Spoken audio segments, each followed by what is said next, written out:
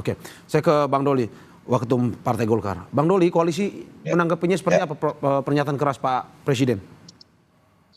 Saya kira pernyataan Pak Presiden itu sudah beberapa kali disampaikan ya, dan memang seharusnya begitu. Ya, kita lihat sikap tegas Pak Prabowo sebagai presiden misalnya terhadap korupsi. Ya, kita harus perangi, kita harus musuhi, kita habisi dan segala macam. Nah, sama tegasnya bahwa Pak Prabowo menunjukkan komitmennya agar beliau dan seluruh jajarannya itu bekerja berkomitmen untuk kepentingan rakyat, bangsa dan negara. Nah, kalau di luar itu, ya dia pasti akan mengambil sikap yang tegas.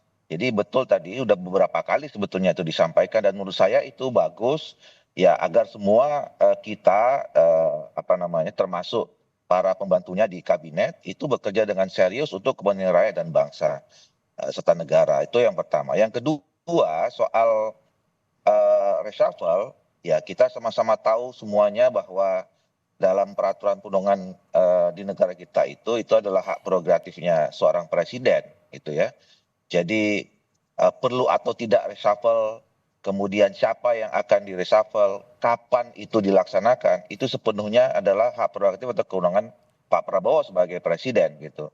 Dan yang paling tahu juga, kalaupun misalnya sudah dianggap perlu untuk melakukan reshuffle, ya siapa yang akan reshuffle, itu penilaian, evaluasi yang paling tahu Pak Presiden karena apa namanya beliau yang mengangkat dan menunjuk para menteri-menteri itu dengan alasan tertentu, dengan pertimbangan tertentu, dan kemudian beliau juga yang pasti akan paling tahu kenapa harus siapa menteri yang harus tetap, siapa yang akan diganti dengan alasan dan pertimbangan yang saya kira menurut standar penilaian beliau sebagai presiden. Gitu. Oke, Bang Doli, sebagai partai yang berada di koalisi pendukung Prabowo Gibran, apakah mungkin saja Golkar siap pada akhirnya jika hak prerogatif Presiden dilakukan dan mereshuffle salah satu kader terbaik Golkar? Ya, saya kira semuanya kita harus taat pada peraturan perundangan itu. Ya. Ya, ini kan bukan suka atau tidak suka, siap atau tidak siap gitu loh. Bahwa itu adalah peraturan yang sudah kita sepakati, konsensus konvensi yang sudah kita sepakati gitu. Dan itu sepenuhnya hak ya. Hak itu kan nggak bisa kita halangi. Mau tidak mau, suka atau tidak suka, kita semuanya harus siap gitu. Tapi yang jelas Partai Golkar ya sejauh ini kita sudah mengirimkan ya kader-kader terbaik kita ada 8 orang yang untuk bekerja membantu Pak Prabowo sebagai presiden dan kita pasti mengirimkan orang-orang terbaik ya termasuk salah satunya adalah ketua umum kita yang selama ini sudah teruji ya soal kemampuan dan pengalamannya baik untuk kepentingan bangsa dan negara maupun di partai gitu dan kemudian juga sudah punya pengalaman panjang untuk menjalani tanggung jawab itu Ya. dan yang paling penting adalah mereka itu adalah atau kita semua adalah orang-orang yang loyal kepada presiden bekerja semata-mata untuk mendedikasikan diri untuk kepentingan rakyat, bangsa dan negara kita. Oke, saya ke Bang Doli untuk melanjutkan tadi. Bang Doli, seperti Ya. yang disampaikan oleh Mas Agung Baskoro, salah satu yang menjadi perhatian adalah kebijakan yang diambil oleh Menteri SDM Bahlil Lahadalia yang juga Ketua Umum Partai Golkar. Bagaimana Abang melihat bahwa pernyataan Presiden ini persis setelah kebijakan LPG? Iya, saya kira kan tadi saya katakan bahwa pernyataan ini sudah disampaikan juga beberapa kali Ya. ya untuk mengingatkan khususnya kepada para pembantunya, para menteri-menterinya untuk senantiasa alert gitu ya, terus kemudian sungguh-sungguh serius bekerja sesuai dengan tugas fungsi pokoknya terhadap kepentingan bangsa, rakyat dan negara gitu loh. Nah, jadi sebetulnya kita juga jangan kemudian berspekulasi terus kemudian apalagi bertendensi ya Ya. kemudian punya opini sendiri menilai satu persatu menteri apa namanya kinerja menteri dari Pak Prabowo ini. Karena yang saya katakan tadi yang paling punya hak, yang paling punya apa namanya kemampuan untuk bisa menilai para kabinetnya itu adalah presiden sendiri. Nah itu yang saya katakan. Jadi kita juga jangan kemudian eh, tadi itu berspekulasi, kemudian wah nanti ini yang akan di reshuffle, ini akan ini gitu. Karena Ya, tadi ya, saya kira kan penilaian terhadap kinerja menteri itu kan nanti pada akhirnya dinilai secara akumulatif ya. ya. Dan itu bukan mulai hari ini atau 2 hari, 2 minggu terakhir saja. Mungkin saya kira dari pertama kali menteri-menteri itu dilantik gitu ya, saya kira sudah di situ mulai start penilaian itu gitu loh. Ya, ya. Mulai dari pertama sampai hari ini dan sampai kapan nanti terjadi perlunya terjadi reshuffle itu gitu loh. Nah yang kita tidak tahu kapan gitu kan. Oke. Karena yang paling tahu itu Pak Presiden. Oke, berarti abang tidak melihat bahwa pernyataan Pak Presiden kemarin itu untuk secara khusus menegur ataupun ditujukan pada ketua umum Anda? Saya kira itu pernyataan umum ya, berlaku pada semua jajaran Pak Presiden ya, untuk hati-hati ya, kalau tadi pakai bahasa kartu kuning gitu ya, bahwa kita harus betul-betul berkomitmen bekerja untuk kepentingan rakyat, bangsa dan negara gitu. Dan itu berlaku pada siapa saja jajaran yang selama ini membantu Pak Presiden.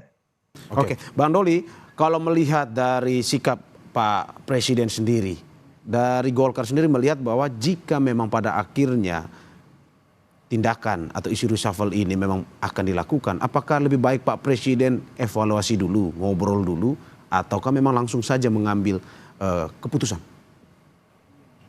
Saya kira Pak Presiden tahu apa yang akan dilakukan ya, apabila misalnya sudah diambil keputusan oleh Pak Presiden bahwa akan terjadi reshuffle.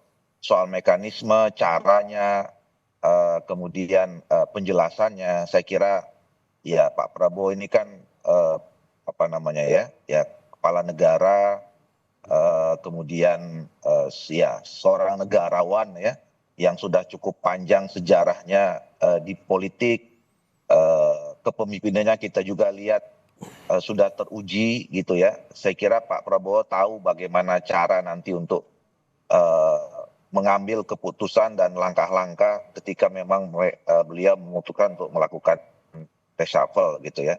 Saya kira kita semua akan eh, apa namanya ya, ya memberikan sepenuhnya kewenangan itu kepada Pak Presiden.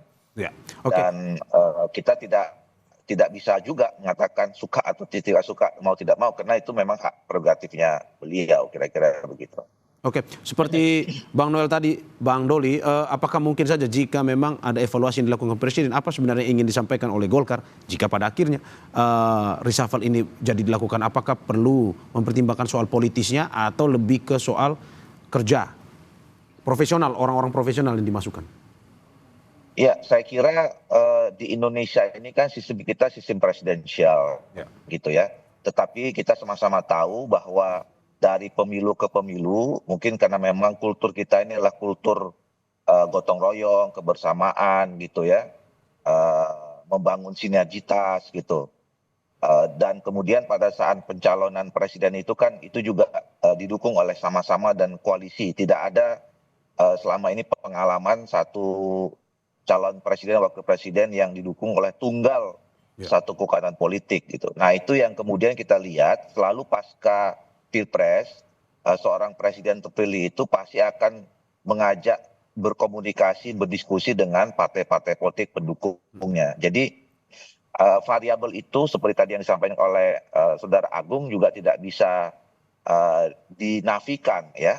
Saya setuju tadi ada biasanya memang selama ini presiden akan mengambil langkah-langkah dalam reshuffle itu pada 3 variabel tadi itu ya. Jadi salah satunya adalah variabel tentang politis ya. Selain yuridis ada pelanggaran yuridis, ada pelanggaran hukum, etis, tapi juga saya kira khusus untuk Pak Prabowo, kalau kita lihat dari pidato-pidatonya itu adalah soal performance ya, soal kinerja, apalagi diorientasikan untuk kepentingan rakyat, bangsa, negara, itu juga sangat kuat menjadi pertimbangan beliau. tetapi saya kira juga tidak mungkin juga dinafikan variabel yang dua tadi. Kalau yang hukum saya kira semua ya, kalau memang sudah dilihat ada masalah pelanggaran, potensi pelanggaran hukum, kemudian pelanggaran etik, itu siapapun presidennya saya kira itu eh, tidak mungkin diabaikan. Tapi tadi tiga itu, variabel politis, variabel apakah ada pelanggaran hukum atau etik, dan yang ketiga tentu tentang soal kemampuan kerja atau kinerja dari para menteri itu akan menjadi salah satu menjadi pertimbangan dari Pak Presiden. Oke.